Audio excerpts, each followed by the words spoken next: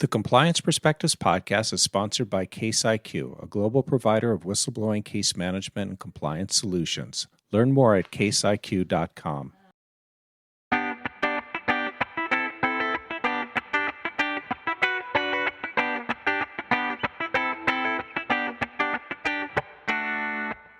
Welcome to the Compliance Perspectives podcast. I'm Adam Turtlechow from the Society of Corporate Compliance and Ethics and Healthcare Compliance Association. Joining us today from Hopkins, Minnesota is Beth Lentini Walker. Beth is a longtime compliance industry veteran who's spoken at many of our conferences through the year. And today she's going to be taking on a topic that's a difficult one. It's a challenging time out there for compliance people and everyone else, with a lot of changes happening very quickly. Beth, what skills do you think compliance teams need to navigate the change?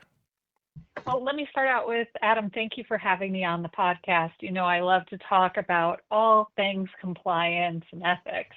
And this is one of those areas that I don't think gets enough attention. There's the what we do and there's the how we do it. And the how we do it is really about those skills that are required to navigate the change that is life. So what skills do compliance teams need to navigate change? You have to have some level of flexibility and agility. Oftentimes, we have to be very straightforward about what are the rules, but when the rules are changing, we need to be adaptable. So for compliance teams, we have to be able to look at the landscape, anticipate change, or do our best to anticipate that change, and help prepare the people around us to navigate the change cycle. Because with every change, there's a level of disruption and discomfort. And so what organizations that you work for will want to see is you being able to navigate that newness, the change and discomfort, and help bring others along in that process. What that looks like in action can be a lot of different things. However, the leadership that our compliance teams are expected to show is that mental agility to be able to identify and anticipate change, communicate it in a way that people understand and can buy into, and then quickly adapt so that you get an operating rhythm as quickly as possible that incorporates that new change into it. You really made me think of compliance differently. I tend to think of it as something there to provide stability, but I think it's interesting to think of us as being the people who navigate the changes for organizations and sort of provide stability by doing that successfully. Now, when we were preparing for this call, you talked about resiliency. I've always thought of being resilient as something that's ingrained in people, but you believe it's something that can be developed. How so? I think resilience is a mindset, to be honest with you. And like anything associated to mindset, it really is a muscle that you learn and grow over time. While there are some people that are naturally more attuned to being change tolerant, you can work that resilience muscle to become more change adaptable and more open to change. So when I think about it, like any great ideas around mindset, the concept behind it is how you choose to frame that change really is dispositive of your success in navigating through it. So if you look at a change and you say, oh, this is going to be difficult. Oh, it's going to be so time consuming and taxing and costly. Oh my gosh, this feels weird and uncomfortable. You're already setting yourself up for failures. You're setting yourself up to say, this is an impossible ask. This is an impossible task. What I would encourage people to do as you're going through change, and change is a part of life, right? The concept that there's real stability is a full myth. It makes us feel more comfortable, but it's not actually real. What I would encourage people to do is, instead of thinking about something as just difficult, think about the ways that it is doable. There are ways that you can do whatever you're being asked to do. And if you use that framework, it becomes more likely that you'll be able to adapt quickly. Similarly, rather than talking about something as being like costly, taxing, exhausting, overwhelming, think about it as a rewarding experience. How am I growing? How am I succeeding? How am I doing something new and different that hasn't been done before, which is admirable? If you use that type of language, that enablement, rather than the just perception that it is too much or too challenging, you are more likely to have better outcomes. And then instead of looking at it as weird and uncomfortable or, something that just makes you feel badly about the change, look at it as an opportunity or a problem-tunity if you still think it's a problem, but look at it as this opportunity to shine and show leadership and help steward and be that problem-solving group that everyone strives to be. We all strive to make the world a little bit better. We wouldn't work in ethics and compliance if we didn't think that we were making the world a little bit better. So part of our remit is not just to be there to say, here's what the rules are and here's how we're going to do this. It's also to say, here's how we're going to navigate the ever-changing world. The world has been changing and evolving, and we as human beings have been changing and evolving for a very long time. This is just our moment to help shepherd in changes and navigate challenges as we go.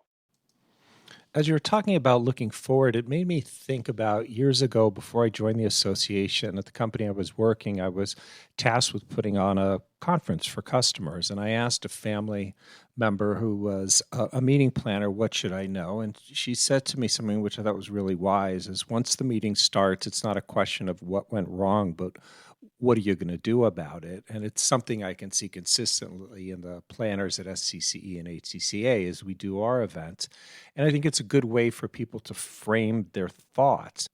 So even as we learn to be resilient, we need to provide some stability for the workforce and management. Let's talk about each one separately. First, how should we be approaching management?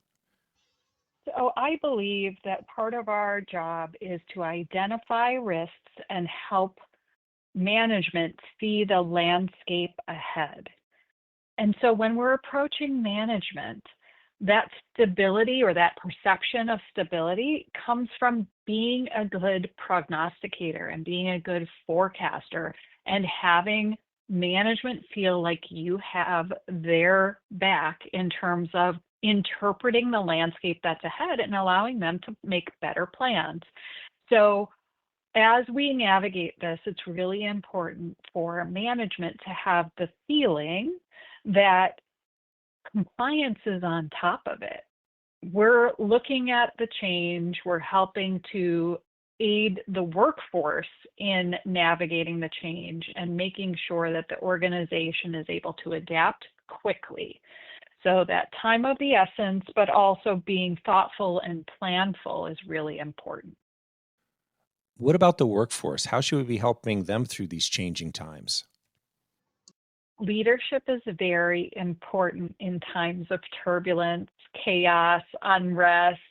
What the workforce is looking for is a voice of reason that can help them make sense of how things are changing and make it okay for them to continue to make decisions in alignment with the vision of management. The workforce wants to know that there are people at the helm who are looking around corners, who are helping them make better decisions and helping the organization stay safe and sound, because one of the areas that we find stability in our lives is through our work. Our work provides us with funding to do many things and helps provide for a lot of needs in a human being's life. So if it appears that the workplace is in good hands with management and the compliance function being thoughtful, proactive, looking around those corners ahead of time, it helps the workforce calm so that they can feel like they can just do their jobs because everything else is being handled through processes, systems, and the group of people that they've entrusted to make good decisions about risk. And if I could just add to that, I think most people really just want to be left alone to do their job. And if we can make that possible for them, that's a really great thing for us to be doing. So finally, how do compliance teams take care of themselves? Well, this is one of my favorite questions because we don't do a good enough job most of the time in compliance and ethics of taking care of ourselves. I always tell people that it's important that we put our oxygen masks on first before we help others. So to do that, to put that, metaphorical oxygen mask on, you need to be okay with the change. You need to be finding your moments of rest and reprieve from all of the demands. So I am a big advocate for wellness for compliance and ethics teams. We take on a lot of the burdens of risk decision making and risk identification, and understanding that that is something that does take a psychological toll, and that when you have something that is taking a psychological toll, it is even more important that you're getting adequate rest, that you are taking time to process all of the different demands that you have on your life, whether it's from work, whether it's personal, et cetera. So I'm a huge advocate for compliance teams taking the time to make it safe to have conversations about when things are hard, make it safe to have moments where you say, I actually need to take a minute here and I'm going to go offline, or I'm going to take a day just to be okay because we have a lot going on and I need to be at my best. And if I'm not at my best, I can't make the best decisions. So compliance teams taking care of themselves has to be this multi-factor approach in both giving the people on the compliance teams the skills and frameworks to adapt to change rapidly, making sure that well-being and wellness is at the core of how you engage with your compliance and ethics teams, and recognizing that oftentimes we don't necessarily get recognition from within our own companies. So having communities like SCCE and HCCA are incredibly important in having a group that gets it and can connect and can help you develop better skills. Well, I would be lying if I didn't say I appreciated the plug. But I'll say, especially at our in-person meetings, I think you can see how much people appreciate the opportunity to talk to each other, to realize they're not alone in the world, that others are going through the same thing. And even if it's a virtual conference or you're reading an article in the magazine or listening to a podcast, being able to hear what others are doing, the challenges they're facing, how they're solving them is, I think, a very positive thing for all of us. Well, Lisa Beth, thank you so much for this conversation today. I want to thank all of you for taking the time to listen. I'm Adam Turtletail from SCCE and HCCA. I hope we're able to expand your compliance perspective.